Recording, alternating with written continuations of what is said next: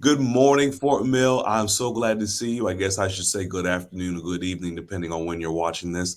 My name is Mr. Young. I'm your career development facilitator, and I have before you my good friend, Mr. David Ward. David, how you doing today? I am doing very well. I hope you are, Mr. Young. Yes, sir. Yes, sir. I tell you what, I'm really excited about what Mr. Ward has to offer us. So I'm going to hop right into it. So, David, why don't you tell us a little bit about who you are and about your career? Okay. Well, first of all, thank you for the opportunity. And it's great getting to talk to all the students and look forward to what decisions they'll be making in their lives to head to the trajectory wherever they may be going. And I wish them the best of luck. My name's David Ward. I'm a lifelong resident of the good old town of Fort Mill, South Carolina. I'm an actual product of the 1976 Fort Mill High School, so that's many years ago. But I've lived here my entire life. I enjoy hiking. I enjoy riding Harley Davidsons.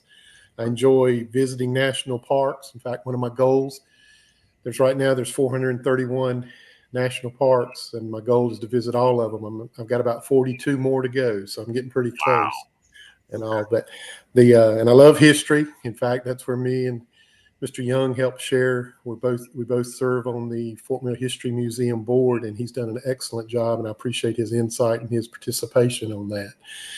But most of all, I love serving the Lord. That's the most important thing in my life.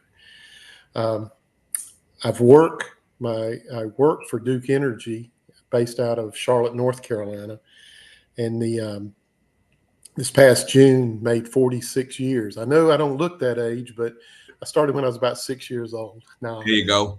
just kidding there. But I've been very thankful and grateful to have been employed and still employed with Duke Energy these many years, and just enjoy life. That is great. We absolutely love having our alums with us and with such a long career with Duke Energy. Tell us a little bit about what you do day to day. My day to day, the department, and of course, Duke Energy is a huge company. It's got many different areas. The area that I'm on is what's called the generation side. There's if you take a power company, which Duke Energy is. In fact, Duke Energy had its start. I'll have to throw a little bit of history in here. Duke Energy actually had its start just right here in the Fort Mill area back when the 1904, when the first dam, which is the Lake Wiley Dam, was built. That's where all of Duke Energy started. So, with the many different areas with the availability and stuff that I have with Duke being involved, I'm on. There's really two sides of a company. There's the generation side. That's who makes the power, and then there's the delivery side. Those are the folks that are actually getting the power to the businesses, to your house, to that area. I'm on what's called the generation side. And then there's different elements of generation. There's different ways we generate. And I know the students have heard a lot of different ways, be it coal, be it solar, be it wind powered, be it a hydro. I work in the nuclear generation side of the stuff. So I've been employed with Duke, and Duke Energy has 6 nuclear stations. Two of them are real close to Fort Mill. One of them's over in Catawba, going toward York. Then we have one up toward on Lake Norman, which is up north of Charlotte. Then we have 4 other stations. But I work, and I'm based out of Charlotte, out of our corporate headquarters in downtown Charlotte. But I'm on the generation side, working in nuclear generation. I've also been involved in a lot of not just working. The thing that I enjoy about my job is I've also served on many nuclear industry or energy industry boards, which encompasses meetings with entities all around the country and even around the world. I've had the opportunity to travel to a lot of the nuclear stations in the United States, and even in some in China, some in France, and just in Spain, and even just different areas. So, but that's the side that I'm on. I'm on what's called the generation side of Duke Energy. So it sounds like one, this career has afforded you the opportunity to do a lot of world travel, which is really exciting. Uh, But then, Yes. as you were talking about generating power, I immediately thought of this new question. So I'm throwing something new out to him. Okay, what would you say were some of the subjects that you went through and that you learned in school that are now applicable to what you do on the daily basis? Of course, your basic STEM. You got to make sure from just knowing your math, just knowing those elements. You interface with a lot of other folks that have specialties, like be it scientists, those that have to have chemistry backgrounds. Now, you don't necessarily have to have that, but it's always good, and that's another area that's very interesting when you look at stuff. Um, Duke offers a lot of areas that you may have a specialty. Maybe you're strong in science, or maybe you're strong in math, or maybe you're strong in public speaking, because documentation, especially at a nuclear plant, we have what's called procedures. We have procedures that you want to step through every. You want to be able, so that if I was doing a job, I would follow these 5 steps. If Mr. Young was going to do that same job, you'd follow that same step, and just to make sure, because it's very important that you can, one, have the ability to communicate, understand. So as far as the background and the classes that you have, anything that's dealing with your sciences, with your math, with just an overall understanding, and the most important, which you'll probably hear me say again, is the eagerness to learn. Mhm. um, don't be hesitant to the thing, and I think this is one of the later questions that may have touched on. The thing that I like is that we have the ability at Duke. I have the ability to talk with many different types of people, that my co-employees, that have different backgrounds, that have, and I'm not talking about just educational backgrounds, or life experiences. So that's what's very interesting for my career, and I enjoy doing that. So just make sure you always keep learning, and expand the resources is the best thing. Expand that network. So being a lifelong learner, having a community and a network of people who are different than you is important. I'm hearing all this. I'm taking all this in. And yes, you did already answer the next question, which was going to be, what's the best thing about your career? So let's go on to that next one. What's most challenging about your career?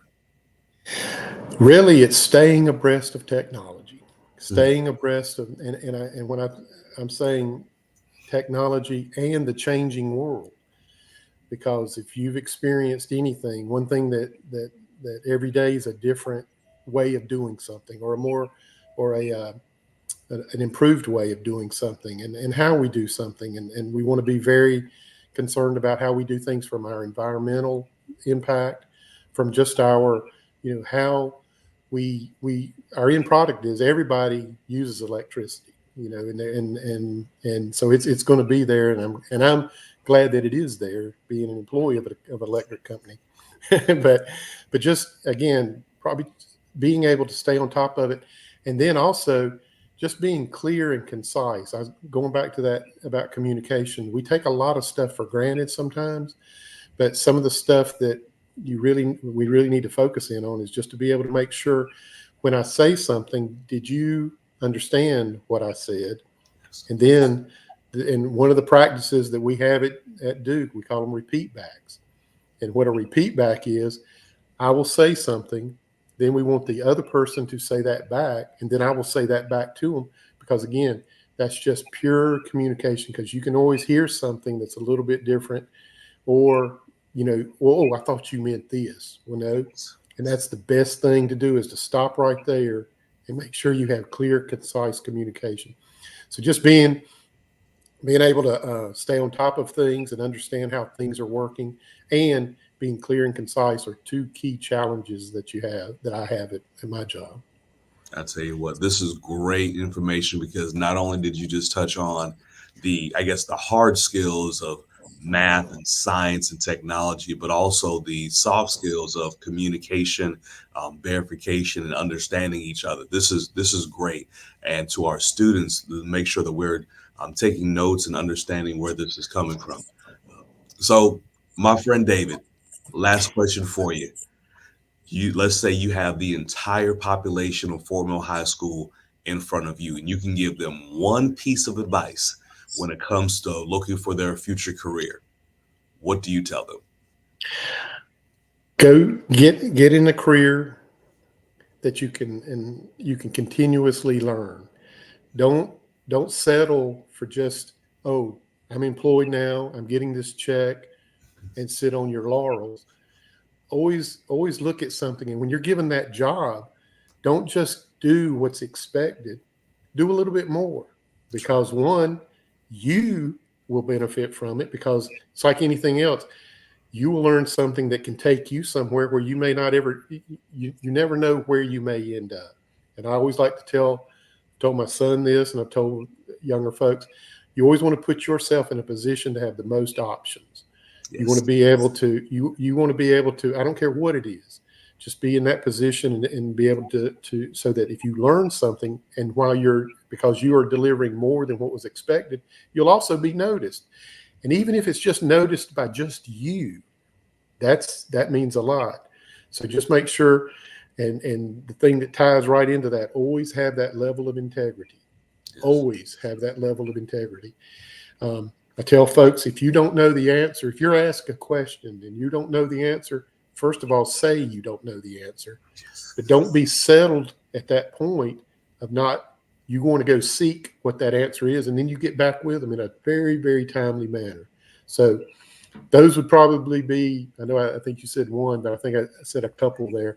But just having that integrity and the will, and get out there and exceed expectations.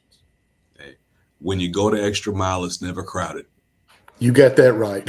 Very well advised. So, David, Mr. Ward, thank you so very much for sharing this little bit of time with us today. Students, teachers, keep watching. We're going to have some more great interviews coming up soon. So, until next time, we'll see y'all later. Bye bye.